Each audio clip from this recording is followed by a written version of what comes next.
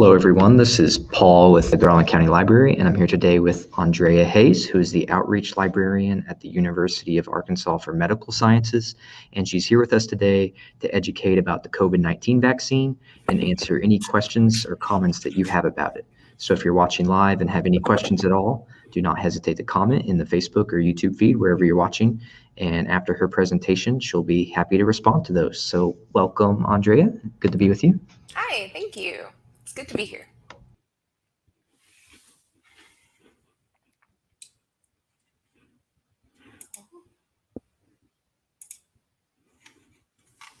So, I would like to begin our presentation. Okay. So, hi, my name is Andrea Hayes, and I'd like to welcome everyone to the COVID-19 vaccine workshop today. And so I'm so glad that you're able to make it here today and be a part of this meeting. So we'll probably be together for about an hour. And my goal today is to share some information about the COVID-19 vaccine that is relevant to you and your loved ones. So I'll be sharing some facts that have been approved by the Arkansas Department of Health in hopes that you'll leave our meeting today with enough information to make an informed decision about getting the COVID-19 vaccine. So before we start, there are a few things I need to tell you. So first of all, I'm a volunteer facilitator for this meeting. I'm not a healthcare professional, so I won't have all the answers to your questions. But anything that I can't answer, please be sure to write down and ask your doctor or your healthcare provider later. Also, remember to write down your questions so you don't forget them. Next, you may not agree with what others choose to do with the information that's been shared here today. Whether you choose to get the COVID-19 vaccine or not, please remember to be respectful of what others say and the choices other people make about their health. Next, let's talk about privacy. Some of you may share some personal things here today. It's very important that we agree not to repeat anyone else's personal information that they may share. And so before we dig in, if you have your community booklet that was shared on the website, go ahead and pull it out in front of you or download it if you haven't already.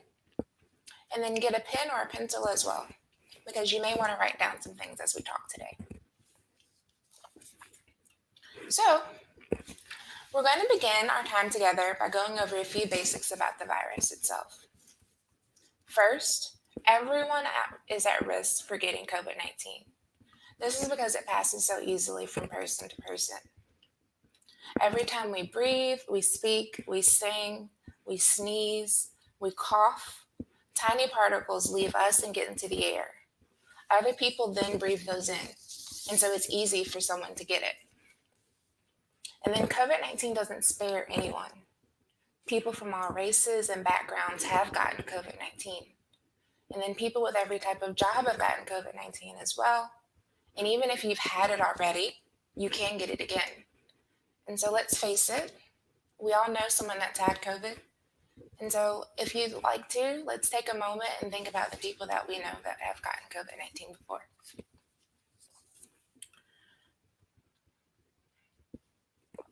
So yes, any of us can get COVID-19, but then again, some groups are at higher risk than others. So let's look at page 2 in our booklets.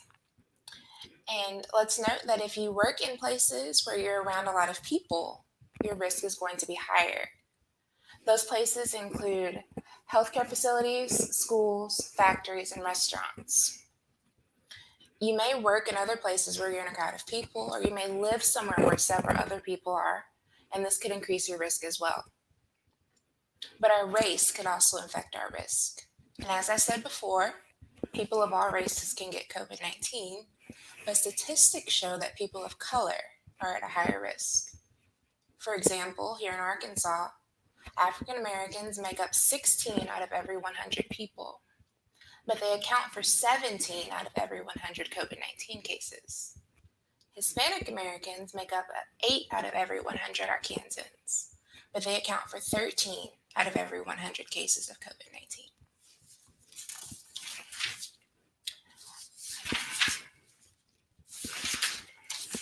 So again, I'm going to ask you to pause and think about who you know in those groups. How many have already gotten COVID-19? And for me, that number is a lot. And each and every one of them could get it again.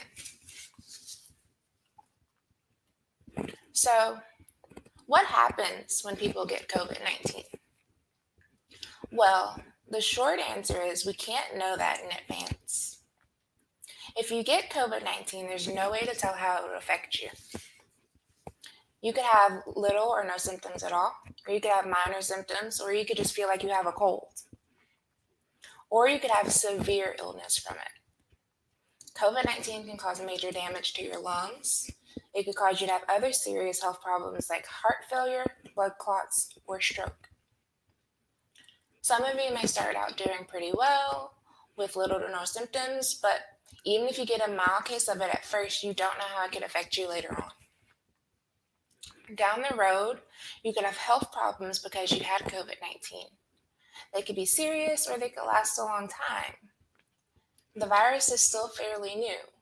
So if you think about it this way, we know that we don't know anyone who's had the virus 2 years ago yet. So we don't know all the ways the virus may affect people in the future. But we have seen people who have still had problems several months down the road. And as if that's not enough, we have to face the fact that you or someone you love could even die from COVID-19. So let's pause again for another moment and remember those we've already lost.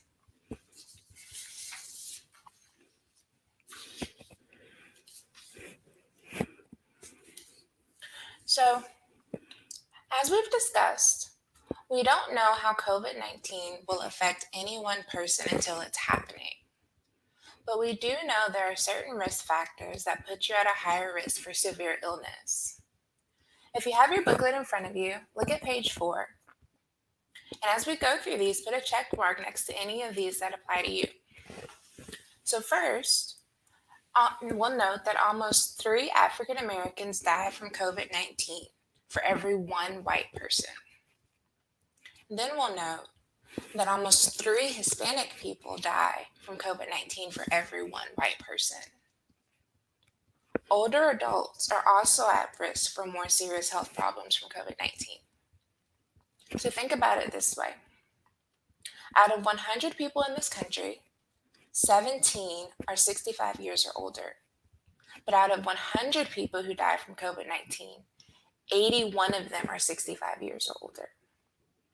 That means that older people are much more likely to pass away as a result from COVID-19 than younger people are. People who have certain health problems also seem to be at a higher risk for severe disease. So you can see those on the screen. They include diabetes, obesity, high blood pressure, lung problems, and heart disease. And lastly, if you smoke, your risk of severe disease also goes up.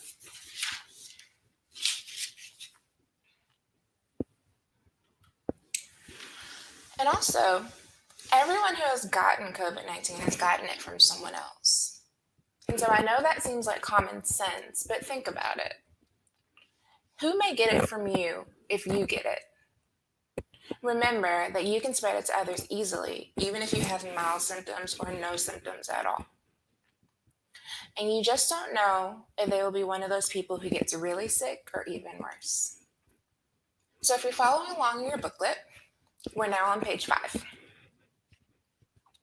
Take a minute to think about the people you care about, the ones you live with or take care of, or the ones who you work with.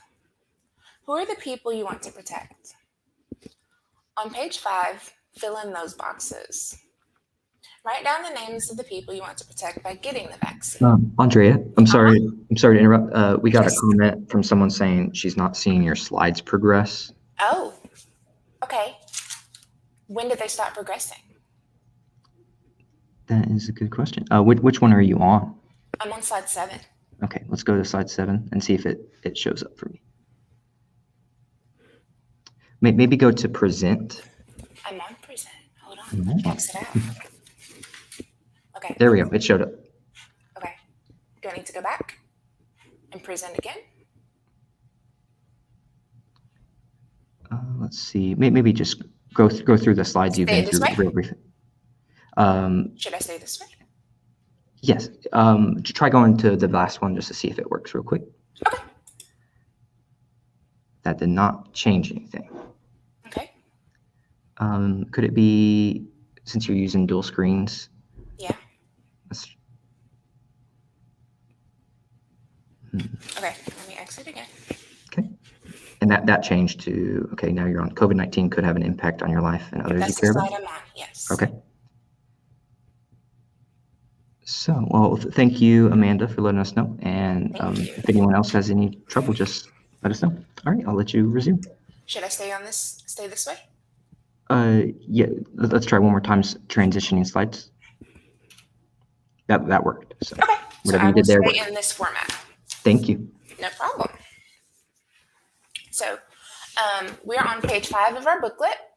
So if you were starting to write down some names of some loved ones, please continue to do that. And I will pause for a few moments to allow you to write down names of loved ones that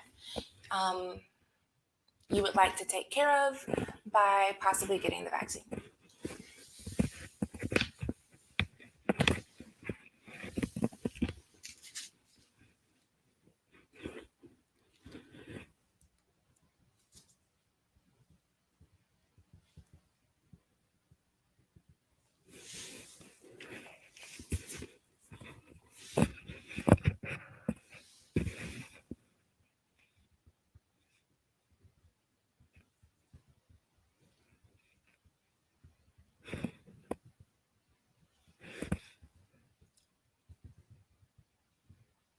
Okay, so let's look at some other ways COVID-19 can impact your life and the people you care about. So while we're thinking about this, be thinking of the names of the people that you've written down. So besides getting sick, let's talk about missed work. There are several reasons you may not be able to work. If you're sick with COVID-19, clearly you can't work. But if you're well, but you've been exposed to someone else who has COVID-19, you won't be able to work for a week or two. Some workplaces have had to close for days or weeks when too many of their employees were sick or have been exposed. So if the spread of disease hits your workplace, then that's a problem that impacts you and your paycheck. Another thing that can impact your paycheck is if a child or another family member has to stay home, and then you have to stay home and take care of them. So just like you, your child would have to stay home from school or daycare if they got sick as well, or if they were exposed to someone with COVID-19. So that means you can't go to work because you have to stay home with them. So working and providing for our families is an important thing to all of us. So we all have to think about that as we look for ways to help stop the spread of the virus. And lastly, our hospitals are overwhelmed right now. Yes, they're always busy places, but right now they're busy in a way that is stretching them too thin. This is having a big impact on people like you and me. They're using so much of their space and staff to take care of COVID-19 patients that there may not be help for you or your loved ones if you get sick. So imagine needing a procedure done to relieve joint pain and having to wait because they had to cancel your surgery. Or imagine needing to take your loved one to the emergency room, and because it's so full of COVID-19 patients, they have to wait longer to get help. And you may not even be able to go in with them depending on how bad COVID-19 is in your area. So unfortunately, these are real scenarios, and they're impacting people all over the country, here in Arkansas, and here in our community. So the question is, what do we do about it? So we've been staying at home when we can, and we've been keeping our distance from others. We've been washing our hands, and we've been wearing our masks, and these things have helped stop the spread of the virus, but we have to do more. We have to do more to help ourselves, the people we care about, and our communities as well. And the COVID-19 vaccine is the #1 way we can do more at this time. But we simply won't be able to protect ourselves and others without it. So I want to pause right here for a minute to remind you that as I go through some of this information with you, you may have some questions. Please don't forget to write them down, because some of them may be answered as we go, And then I will try to answer as many as I can in our remaining time during the question and answer session. So there's a lot of information about this vaccine, and all of it isn't true. The main points the researchers, and public officials want you to know is that the vaccines are safe and that they work. On page 7 of your booklet, you'll probably already see some answers to some questions that you may have. And you may be wondering how vaccines work, so let's start there and review some science. So your immune system is a part of the body that helps fight off illness. If your immune system is doing its job and a threat of some kind, like a virus, enters your body, your immune system is going to kick in. It starts by trying to kill that virus or stop it from making copies of itself inside of you and making you sick. But for each new threat, our immune system has to teach itself how to fight back. A COVID-19 vaccine will in turn teach your immune system what the COVID-19 virus looks like. This allows your immune system to build a defense against it, and then you can fight the virus if you come in contact with it later. And that's how many vaccines work. But have you thought to yourself, how do researchers know if this new vaccine will protect us from COVID-19? There have been some large clinical trials to test the vaccine, and in one of the trials, about 43,000 people joined. About half got the vaccine and about half got the placebo. And a placebo is a shot with no vaccine in it. So about 20,000 people got the real vaccine and about 20,000 people got the placebo. Out of those 20,000 people who got the real vaccine, only 8 actually got COVID-19. Many more, 162 to be exact, in the placebo group ended up getting COVID. And so this tells us that the vaccine works and that the vaccine can protect you from COVID-19. So you might want to know if you can get COVID from the vaccine. And the answer is no. None of the vaccines authorized for use have the COVID-19 virus in it, so they cannot give you COVID-19. And what about the process researchers use to make the vaccines? So I know a lot of you probably have questions about this as well. So we know that COVID-19 vaccines have been developed and authorized a lot faster than others in the past, and it may seem like it was rushed. But a key takeaway today is that when it comes to making sure vaccines work and they're safe, no steps were skipped. COVID-19 is a public health emergency, and it's unlike anything else we've seen in our lifetimes. And so as we discussed, it's spreading easily from person to person. It's causing major life problems for everyone beyond just health. So the federal government made the vaccine a priority. So on page 8 of your booklet, there is a table that explains how this process compares to the usual process vaccines go through to be developed and authorized. So we'll start at the upper left, and that's in your booklet. Usually researchers rely on grant money to turn their idea into actual research, and that can usually take years. Grants are very competitive, so they tend to apply for several and get a lot of no's before they actually get a yes. For this vaccine, public health officials knew how important it was to be available as quickly as possible. And the US government and other agencies gave billions of dollars to make sure researchers didn't have to wait on grant money. So next, a vaccine usually has to go through clinical trials. Again, this usually takes years. Because of the extra funding for COVID, they were able to do this faster.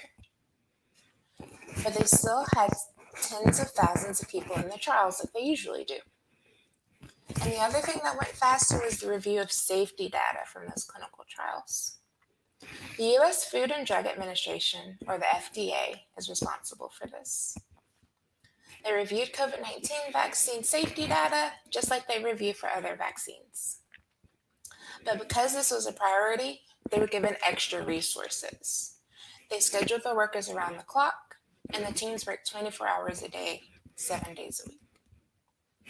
And the last thing that has been sped up is the production and distribution of vaccines. So remember, in a normal situation, a company has spent a lot of time and money to develop and test the vaccine. And they don't want to spend more money to have millions of doses of vaccine made so they've had final approval from the FDA. But in this case, again, the funding made a difference. So this took the risk away from manufacturers and allowed them to go ahead and make the doses before the FDA completed their safety review. So then when the review was complete, the doses were already ready to be shipped out. So I hope this helped answer a lot of your questions about the vaccine safety. But you still may have questions about who was involved in the clinical trials. And the short answer is that all kinds of people were involved. This includes people of color and older people. In the trials for the first authorized vaccine, people from adolescence through older age participated, from 16 to 91, and about 1 out of every 10 people were African American, and about 28 out of every 100 were Hispanic, and a small number of Pacific Islanders participated as well. Excuse me, I need to get a sip of water really quick.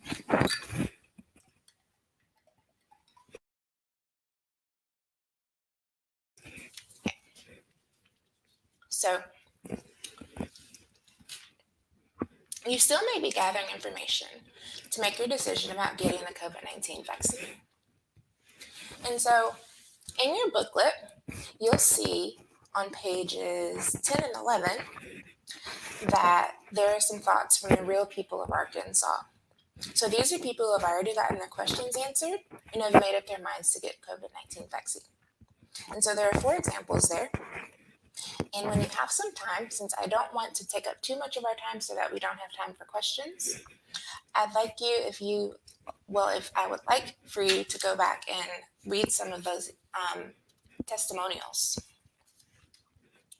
to see why other people have decided to go ahead and get the COVID-19 vaccine themselves.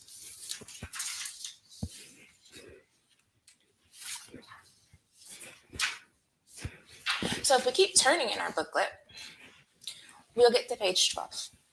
And it says getting the COVID-19 vaccine at the top of the page. So we can work through the last pages together. And so if you don't have a booklet in front of you, you can write the information down on a piece of notebook paper. So we'll talk about who should get the COVID-19 vaccine. So most people age 16 and older should get it, even if they've already had COVID-19. If you're pregnant or worried about a health problem, please talk to your doctor first before getting the vaccine. And as with any vaccine or medicine, there are always exceptions in terms of people who should not get the COVID-19 vaccine. But do not assume that you can't get it for some reason. Always talk to your doctor first. Now on to the question of when you can get the COVID-19 vaccine. In the beginning, there weren't enough doses for everyone, and hospitals and pharmacies were the first to start giving the vaccines to healthcare workers and those who are at the highest risk. But as more doses became available, more people have been able to get it. So as we know, more people and more availability has become open as each day and each month has gone past. So we also know that you may need 2 doses of the vaccine a few weeks apart. So whether you need 1 or 2 depends on which vaccine you get. Several drug companies are making it, and each one is a bit different. So when you get your first dose, be sure to ask if you need a second. And if you do, be sure to write that down. And now, please look at page 13 on your booklet if you're using your booklet. And we'll talk about where you can go to get your COVID-19 vaccine. So you can get yours from your local pharmacy, from your doctor, or from your health department unit. There are other places such as your workplace that may offer the vaccine. And if you know where you go, you can check that box. But if you're not sure where you'll get the COVID-19 vaccine, check with the Arkansas Department of Health. They have a website, which I believe is healthyarkansas.gov. Or you can even check with someone you know who's already gotten theirs. And a lot of people are also wondering about the cost. And if that's a concern for you, I have some really great news. So when you get the COVID-19 vaccine, it won't cost you anything at all.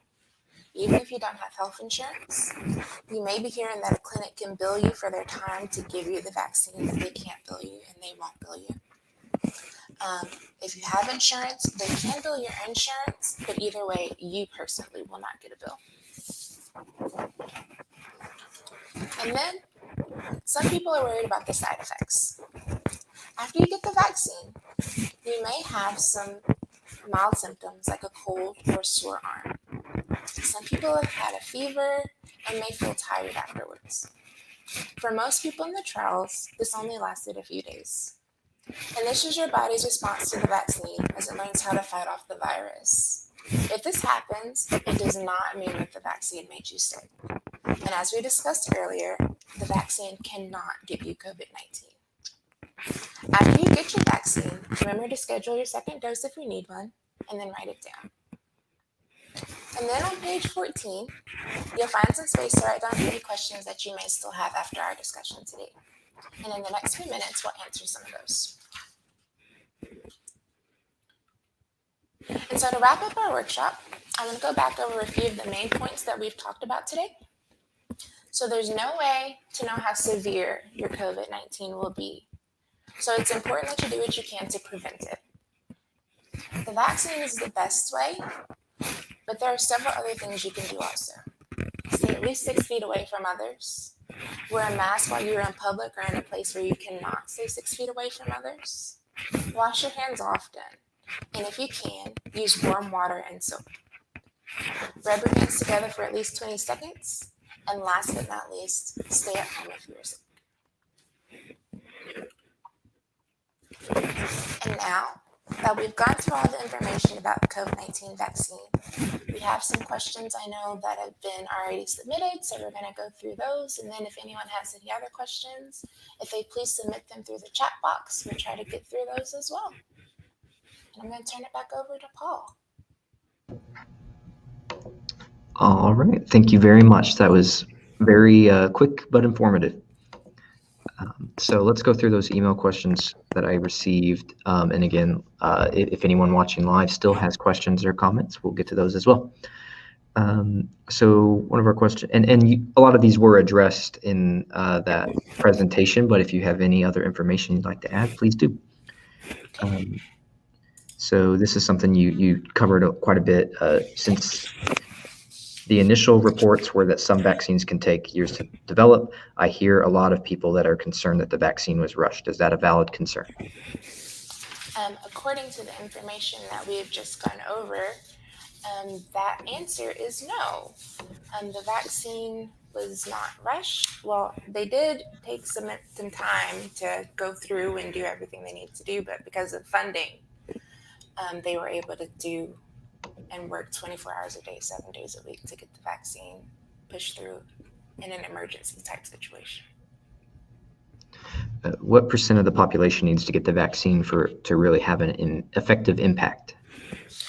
So we're going to talk about population immunity or herd immunity to answer that question.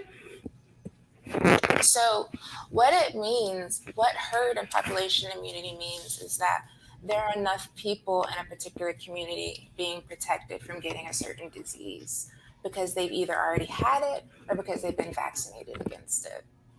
And so according to the CDC, so we're going to remember that I'm not a healthcare practitioner, I'm just a healthcare literacy advocate and educator. So my information comes from the CDC, and they say that population immunity makes it hard for a disease to spread from person to person, and that's because of the reasons we just mentioned. So either enough people have gotten the disease or they've been vaccinated against it. The actual number of people that need to be vaccinated against a disease varies from disease to disease, but with COVID-19, we're still learning just how many people need to be vaccinated before the population can actually be considered vaccinated. And so that information can actually be found on the CDC website. Thank you. And I've posted links to those in the chat there. What more can our health officials do to educate the public about the importance and safety of the vaccine? So since I'm a medical librarian, and authoritative healthcare information is available to the public through the CDC, the World Health Organization, the National Institute of Health, the National Library of Medicine, the local library here in Garland County, and the UAMS Medical Library as well, just to name a few. Through these institutions, each has resources available about COVID-19 and the vaccines that are available to the public. And so that's about as much information as I'm at liberty to give. So that's how I can answer that question. Should people who have tested positive previously still get the vaccine? Yes. So you should be vaccinated regardless of whether or not you've had COVID-19. And that's because experts don't yet know how long you're protected from getting sick after recovering from COVID. What could happen if someone is currently infected with COVID and doesn't realize it and then gets vaccinated? So again, being that I'm not a medical practitioner, I don't want to speculate on what may happen to someone in that situation. But I would definitely suggest talking to your doctor about that situation. What do we know about the different variants of COVID and the efficacy of the vaccine on them? So I've looked up and located some authoritative health information from the CDC about that. And what they've said is that we're still learning every day about how effective the vaccines are, about new variants of COVID-19. And they say that new variants of the virus cause COVID-19 are spreading in the US. However, current information suggests that COVID-19 vaccines authorized for use in the US offer protection against most variants. Some variants, though, might cause illness in some people after they are fully vaccinated if they're circulating in the community. Let's see. This email was, it's been reported throughout the pandemic about how it has been disproportionately harmful to communities of color, with Black men in particular having an especially high mortality rate. Is anything being done locally to support the healthcare of these groups? So, again, I can't speak to the addition of healthcare services because, as I mentioned, I'm not a healthcare practitioner, but I'm a health literacy educator and advocate. And so there are programs like this one today that are assisting with increasing the health literacy of underserved and underrepresented communities that will hopefully support and encourage these communities. If someone has recently recovered from COVID, should they wait before getting vaccinated? So, yes, we do know that you should be vaccinated regardless of whether or not you've already had COVID. Yes, because there's a high likelihood that'll keep you from getting COVID, but they do encourage you to keep washing your hands, keep wearing a mask, to avoid large groups and stay out of crowds, but also go ahead and get vaccinated as soon as you have recovered. It's been reported that younger adults are having harsher COVID vaccine side effects than older adults. Why is this?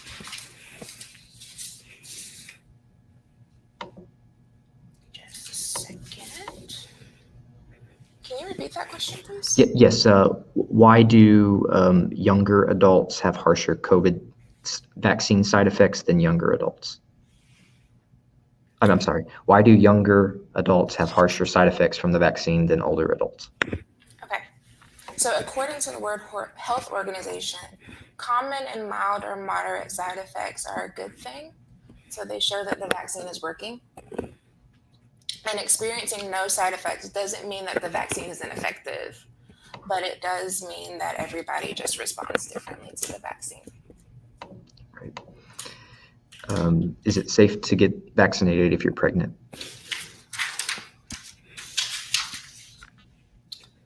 So that is a question that you should always take to your doctor. Because if you're actually pregnant and actually get COVID, you may be at risk for severe disease. But there's not enough data yet for us to know if the vaccine is safe for pregnant women. So you should definitely talk to your doctor about whether or not the vaccine is safe for And just a reminder, if you're watching live, we will take some live questions too. I do see there's quite a few people on YouTube especially, so we'll be happy to take those. Do I get to choose which vaccine I get and which one is most trustworthy? So, depending on where you go, it depends on what vaccine they have. And so more than likely you won't get to choose which vaccine you have because most places only have, they only carry one vaccine, one type of vaccine. But then where did the rest of my answer go?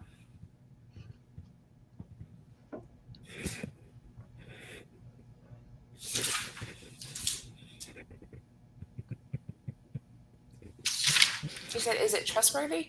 Yes. Okay. So we do know that the vaccines that have been authorized by the FDA have similar test results or have similar data in terms of how well they work and how safe they are. And so you can trust whichever one you take because they've all been authorized by the FDA. Thank you. Those were the email questions we had. I think it would be something a lot of people have been wondering as well is are we going to have to get the vaccine seasonally, or what are experts thinking that's going to be like the future timeline? That's something that, as far as I know, I do not know. That is something that you will have to keep checking with the CDC for. That is something that we're all waiting to know. Right. And one thing, we have a question. Let's see. Someone wants to know if you can lift up your microphone. Oh.